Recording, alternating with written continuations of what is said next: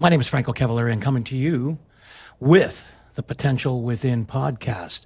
And with this series, we're going to talk a little bit about how we achieve better health by optimizing body and mind through genomic optimization. I know that sounds a bit crazy, sounds a bit deep, but what we do at Biologic, the parent company that brings the resource material, the science, for Potential Within to exist and have material, Biologic Pharmamedical is our company that does genomic and proteomic research. And what we do there is we try to track various proteins associated with recovery and restoration.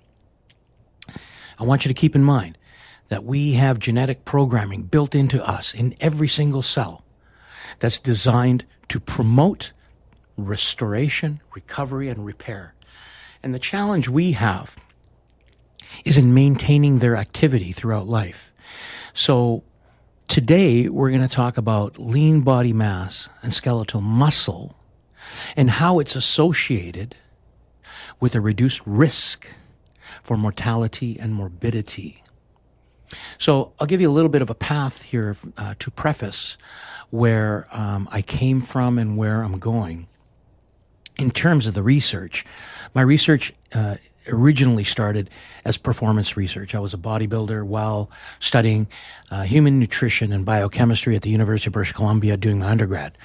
And all the research I did then, which was not nearly as deep as we do today, was basically focused in on improving performance and recovery for bodybuilding and lifting to be my absolute best on stage.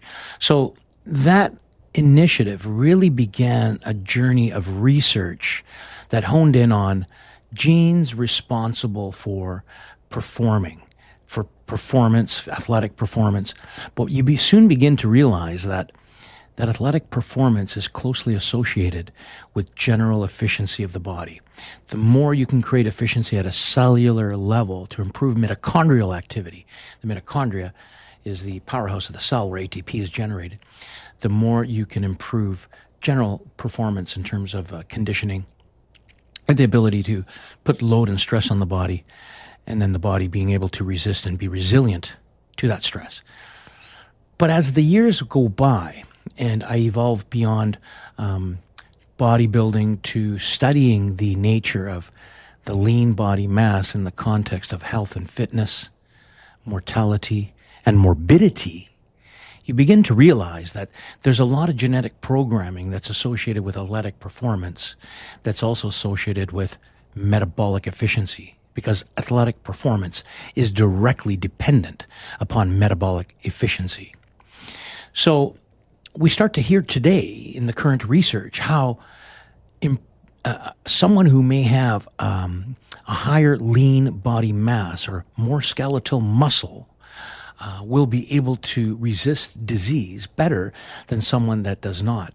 I'll lead you to kind of think about someone you know that may have ended up in the hospital, and when they come out, even if it's only a 1-week term, you tend to see a diminishing of lean body mass.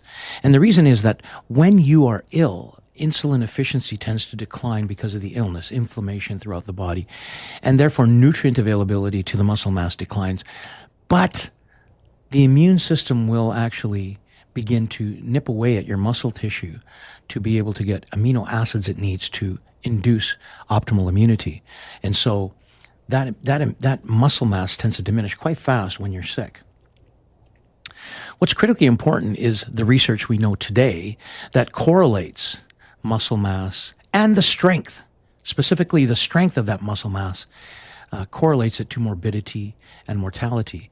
And the less your muscle mass is, the lower your muscle mass is, the higher the morbidity rate and the risk for you to fail to overcome serious disease. And so, you know, I've always urged people to stay healthy by way of being involved in some sort of regular exercise program. And the difficulty is that people find it extremely difficult to find a reason to stay on an exercise program, because the aesthetic results associated with an exercise program, meaning the fat loss versus the lean body mass improvements, take time.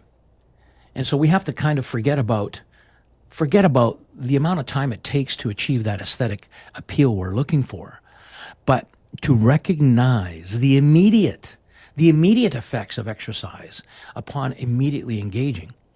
And the interesting thing is that for me, I need to have an understanding of the biochemistry and the physiology of what's happening in order to change that mind, to change that perspective, and then gain the motivation based on that new perspective to stay on track with an exercise program, because that's critically important, is being consistent.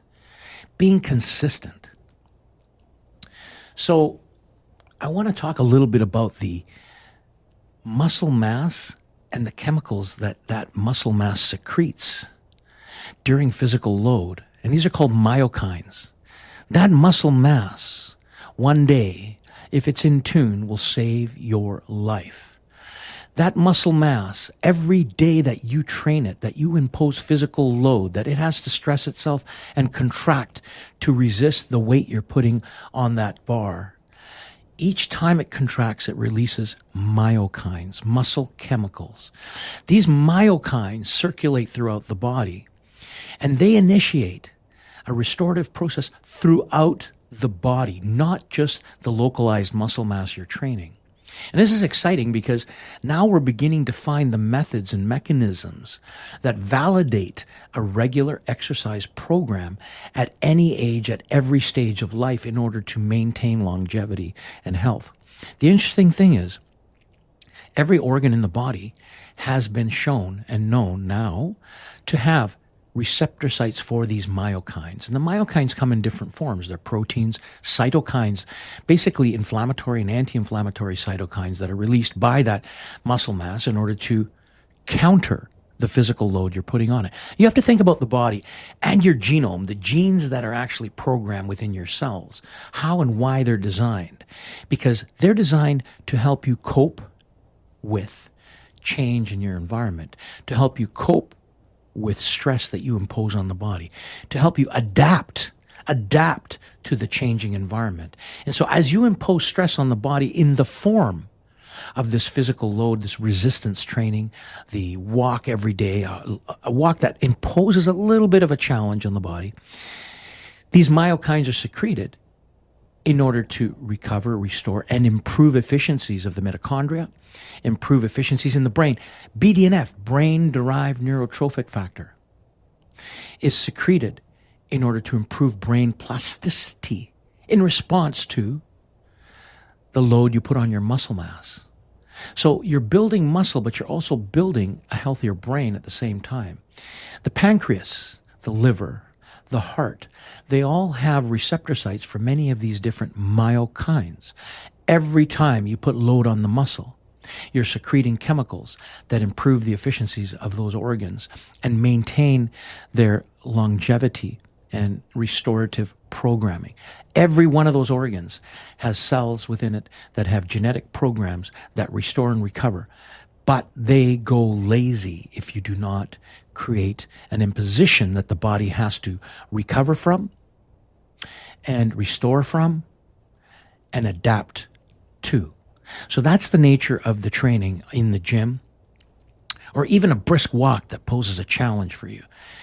We have to change perspective. The mind drives everything, and the mind will motivate you to stay on track and stay consistent with your training if you understand the value, the immediate value of that workout, of that resistance training, while you train consistently toward another result, which is more aesthetic and physically appealing. So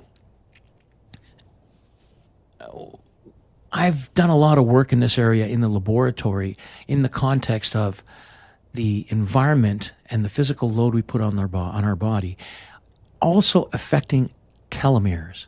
I don't know if you've heard of the telomere. The telomere is the end cap on our chromosomes, on our DNA.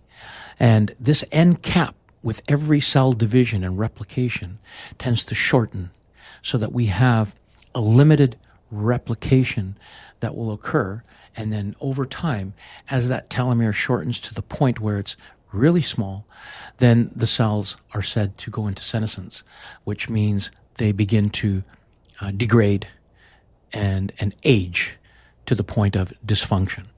And so a cool thing to know is that when you impose this physical exercise on the body, the telomeres grow. Research has shown that if you're consistent with your workouts and your resistance training, as long as you don't stress the body, because here's the cool thing, too much stress will actually shorten the telomere as well. But the right kind of stress, working out to the point of challenging the body but not hurting the body, helps to lengthen the telomere. It activates telomerase.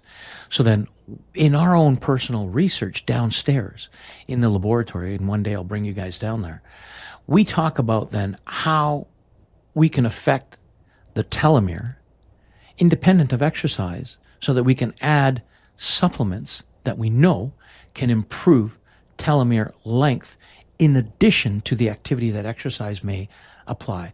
And so what we're trying to accomplish downstairs in the laboratory is to say, hey, let's find what lifestyle activities, whether it's cold plunge, whether it's fasting.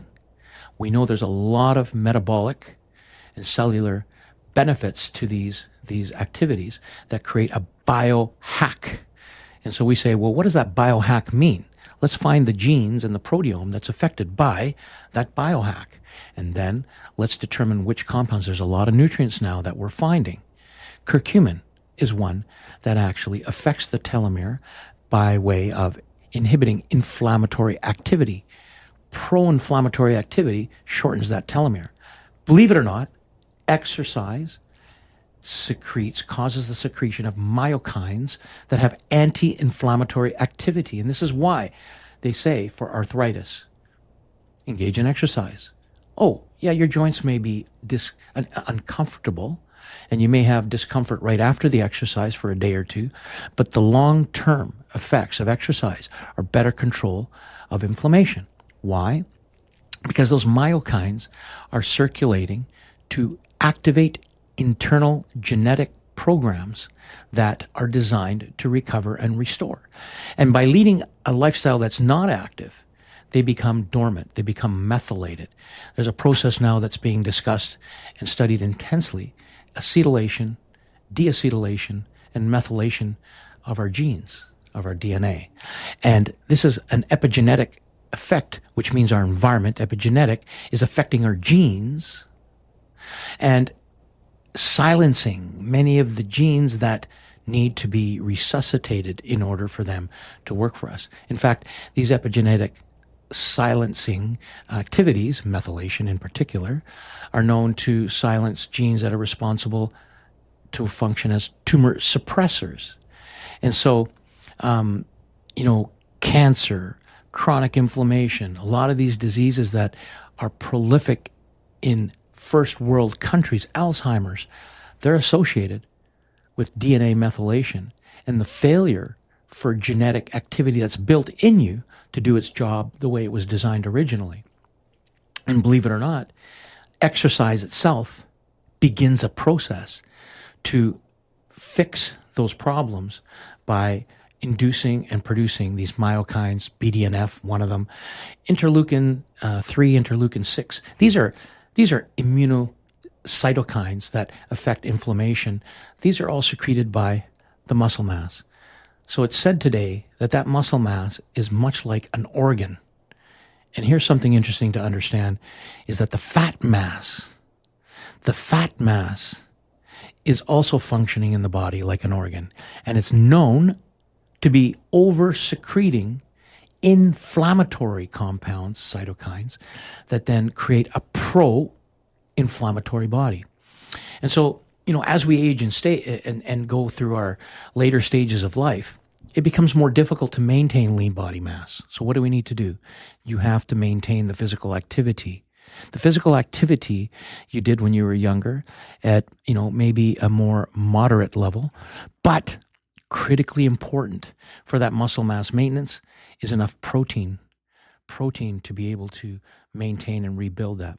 That muscle mass is built using protein building blocks, amino acids.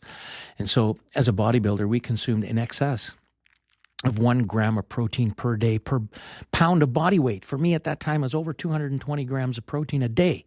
Today, I weigh about 190 pounds and I consume about 150 grams of protein a day, still at age 58. But I work out 4 or 5 days a week pretty intensely, and I do cardio two days a week. So, I'm not training with the same intensity that I did before, but I'm maintaining the muscle mass and the strength to reduce the risk of morbidity and mortality and continue to produce the myokines that work for me to restore, recover, and maintain youth. And that's the perspective you need to maintain, is staying active every day, doing something physical every day to maintain muscle mass so that you can rebuild, so that you can stay youthful.